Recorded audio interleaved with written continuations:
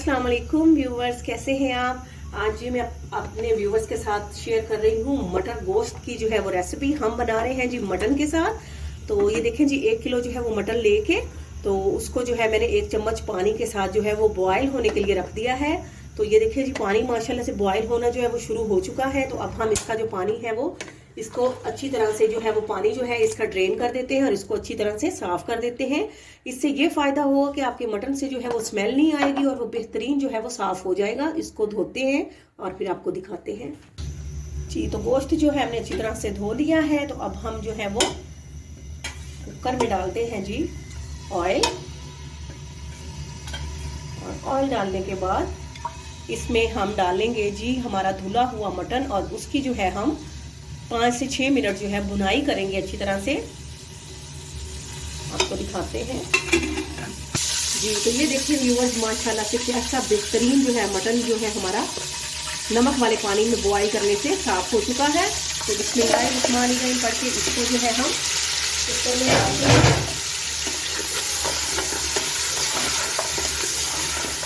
इसको जो है हम भूनते हैं और साथ ही हम इसमें हमने 2 मीडियम साइज की प्याज ली है वो भी डाल देते हैं। और साथ ही 2 टेबलस्पून जो है हमने लहसुन अदरक और हरी मिर्चियों का जो है वो इसको जो है पेस्ट बना लिया है। तो इसको भी जो है वो हम भुनाई में जो है वो शामिल करते हैं।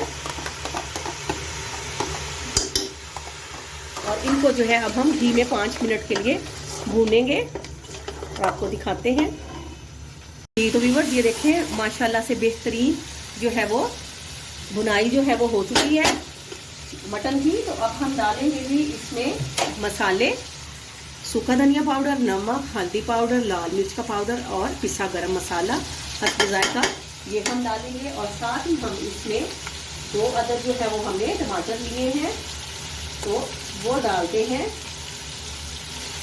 जी। और टमाटर इसमें ऐड करते हैं। और अब हम इसमें है जो है 1 गिलास पानी डालकर जो है वो 10 मिनट के लिए इसको जो है प्रेशर पर लगाते हैं ताकि हमारा मटन जो है वो अच्छी तरह से उसमें उसकी जो है वो गलाई हो जाए। और फिर हम इसमें ऐड करेंगे जी मटर।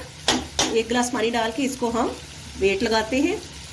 तो 1 गिलास जो है पानी डाल के तो हम इसको 10 मिनट के लिए जो है 10 से 15 मिनट के लिए प्रेशर लगा देते हैं। तो व्यूअर्स ये देखें माशाल्लाह से प्रेशर हमने खोल दिया है। तो माशाल्लाह से मटन जो है उसकी भी गलाई हो गई है और भुनाई हो चुकी है। घी देखिए ऊपर आ चुका है। तो अब हम इसमें डालते हैं जी मटर जी। तो इनको जो है हम मज़ीद 1 से 2 मिनट भूनकर इसमें जो जितना हमने शोरबा बनाना है तो उतना उस हिसाब से हम इसमें पानी डाल लेंगे जी। तो भुनाई के बाद हमने इसमें जो है वो 1.5 गिलास के करीब जो है वो पानी डाल दिया है। अब हम इसको प्रेशर लगा देते हैं ताकि मटर भी गल जाए जी। तो व्यूवर्स माशाल्लाह से हमने भुनाई करके जो है मटर गोश्त रेडी कर लिया है। तो उम्मीद है आपको हमारी रेसिपी बहुत पसंद आई होगी। आपके कमेंट्स का इंतज़ार रहेगा। आपसे इजाज़त लेते हैं। फ़ी अमान अल्लाह।